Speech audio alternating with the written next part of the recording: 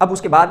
اس پورے نماز کے وقت میں جتنی بار بھی ہوا خارج ہونے والا معاملہ اس کے ساتھ پیش آئے تو اس کا وضو ہوا خارج ہونے کی وجہ سے نہیں ٹوٹے گا۔ السلام علیکم، امید ہے آپ سب خیریت سے ہوں گے۔ اس ویڈیو میں ہم جانیں گے کہ اگر کسی کو ہوا خارج ہونے کا مسئلہ ہو، بار بار نماز کے دوران اس کی ہوا خارج ہو جاتی ہو یا اس کو ایسا محسوس ہوتا ہو، تو ایسی صورت میں وہ کیا کرے گا، اس کے لیے حل کیا ہے، نماز کس طرح ادا کرے گا، مکمل تفصیل اس ویڈیو میں جانے کی ویڈیو کا آغاز کرتے ہیں۔ لیکن اس سے پہلے تھوڑا سا تکلف کر کے ویڈیو کو لائک کر دیں، جو اس چینل پر نئے ہیں چینل کو سبسکرائب کر دیں، بیل آئیکن پر پریس کر دیں تاکہ ہر نئی آنے والی ویڈیو آپ تک آسانی سے پہنچ سکے۔ یہ بات یاد رکھیے گا، اگر کسی بندے کو ہوا خارج ہونے کا مسئلہ ہو یا اس کو یوں سمجھ لیں کہ بیماری اس کو نہ ہو لیکن کبھی کبھی اس کے ساتھ ایسا معاملہ بن جاتا ہو، دونوں کا بتاتا ہوں، کبھی کبھی معاملہ بن جاتا ہو اس کا بھی، اور اگر کسی کو بہت زیادہ مسئلہ بنتا ہو، ہر نماز کے دوران اس طرح ہوتا ہو یا بار بار بیٹھے ہوئے بھی اس کو اس طرح ہوتا ہو، تو پھر وہ کیا کرے گا، پاک کس طرح رہے گا، وضو کو برقرار کس طرح رکھے گا، نماز کس طرح ادا کرے گا۔ پہلے یہ سن لیتے ہیں اگر کبھی کبھی ایسا مسئلہ بنتا ہو۔ اگر تو کسی کے ساتھ کبھی کبھی ایسا مسئلہ بنتا ہے کہ مثال کے طور پر کبھی کبھار ایسا ہو جاتا ہے کہ نماز کے علاوہ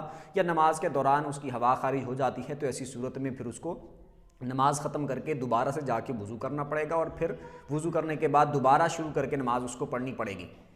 ایک بات ہو گئی اگر کبھی کبھار ایسا مسئلہ بنتا ہو، لیکن اگر کسی کو بہت زیادہ ایسا مسئلہ بنتا ہو، ایسا معاملہ کسی کو بہت زیادہ پیش آتا ہو کہ بار بار اس کو یہ معاملہ بن جاتا ہے، یعنی یوں سمجھ لیں کہ بیماری کی حد تک اس کے ساتھ ایسا ہے کہ اس کو ایک نماز کا وقت بھی ایسا نہیں ملتا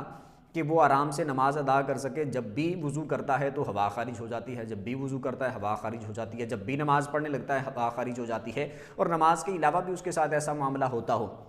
تو اگر بار بار اس کے ساتھ ایسا معاملہ پیش آتا ہو تو پھر تو یہ ایک بیماری والی صورت بن گئی اس کے ساتھ۔ تو اب یہ اس کا عذر ہے، مجبوری ہے اس بیچارے کی، تو ایسی صورت میں اس کے لیے حکم یہ ہوگا کہ اگر ایک پوری نماز کا وقت ایسے گزر جائے کہ اس کو نماز پڑھنے کا وقت ہی نہ ملے،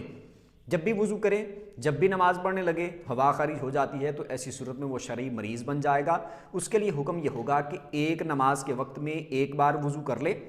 اب اس کے بعد اس پورے نماز کے وقت میں جتنی بار بھی ہوا خارج ہونے والا معاملہ اس کے ساتھ پیش آئے تو اس کا وضو ہوا خارج ہونے کی وجہ سے نہیں ٹوٹے گا، یعنی اس کے علاوہ کوئی اور سبب پایا گیا جیسے خون نکل آیا، پیشاب پخانہ کر لیا، اس طرح کا معاملہ کر لیا، پھر تو ٹوٹے گا ہی ٹوٹے گا۔ لیکن یہ ایک جو اس کی مجبوری ہے، ہوا خارج ہونے والا جو معاملہ ہے، یہ اگر اس پوری نماز کے وقت میں ہوا خارج ہونے والا معاملہ اس کے ساتھ پیش آتا ہے تو اس کی وجہ سے اس کا وضو نہیں ٹوٹے گا، وضو اسی طرح برقرار رہے گا، وہ اس پوری نماز کے وقت میں جتنی نمازیں ادا کرنا چاہے ادا کر سکتا ہے۔ جیسے مثال کے طور پر ظہر کی نماز کے وقت اس نے وضو کیا ہے، اب اس نے ایک بار وضو کر لیا، اب عصر کی نماز کے ٹائم تک یہ پورا ٹائم اس کے پاس وقت موجود ہے، اس میں ظہر کی اس دن والی نماز پڑھنی ہے وہ بھی پڑھ سکتا ہے، کوئی قضا نمازیں اس نے پڑھنی ہے وہ بھی پڑھ سکتا ہے، نفل ادا کرنے ہوں وہ بھی پڑھ سکتا ہے، ادا کر سکتا ہے۔ اسی طرح جیسے عصر کی نماز کا ٹائم شروع ہوگا تو یہ والا اس کا وضو ختم ہو جائے گا، اب عصر کی نماز کا ٹائم شروع ہوا تو ایک بار پھر وضو کر لے، پھر مغرب کی نماز تک، یعنی مغرب کی نماز کا ٹائم شروع ہونے تک یہ سارا وقت اس کے پاس ہوگا، ہوا خارج ہونے کی وجہ سے اس کا وضو نہیں ٹوٹے گا، ایک بار کرے گا، اس پر پھر اس ایک وضو کے ذریعے سے جتنی نمازیں اس نماز کے وقت میں ادا کرنا چاہے کر سکتا ہے۔ مغرب کی نماز کا ٹائم جیسے ہی شروع ہوگا پھر ایک بار وضو کر لے، عشاء کی نماز تک ساری اس وقت میں جتنی نمازیں ادا کرنا چاہے کر سکتا ہے۔ اسی طرح عشاء کے وقت تک وقت باقی رہے گا، جیسے ہی عشاء کی نماز کا وقت شروع ہوگا تو وہ پہلے والا وضو ختم ہو جائے گا، ایک بار پھر وضو کر لیں۔ اب پوری رات صرف اس ایک مسئلے کی وجہ سے اس کا وضو نہیں ٹوٹے گا، ہوا خارج ہونے والے معاملے کی وجہ سے، باقی وہ سو گیا جیسے یا اس کے علاوہ کوئی اور وضو توڑنے والی صورت پائی گئی تو اس کی وجہ سے وضو ٹوٹ جائے گا، لیکن ہوا خارج ہونے کی وجہ سے وضو نہیں ٹوٹے گا۔ اور یہ معاملہ تب تک ہوگا جب تک اس کو اس بیماری سے نجات نہیں مل جاتی، جب تک اس کا یہ والا مسئلہ، یہ بیماری ٹھیک نہیں ہو جاتی، تب تک یہ عذر اس کا قابل قبول ہوگا، وہ اس طرح پھر نماز ادا کر سکتا ہے۔ امید کرتا ہوں کہ اچھے طریقے سے سمجھ آ گئی ہوگی۔ پھر بھی اس سے متعلق یا اس کے علاوہ آپ کا کوئی بھی دینی مسئلہ ہو، کمنٹ میں آپ اپنا سوال پوچھ سکتے ہیں، انشاءاللہ آپ کو آپ کے سوال کا جواب مل جائے گا۔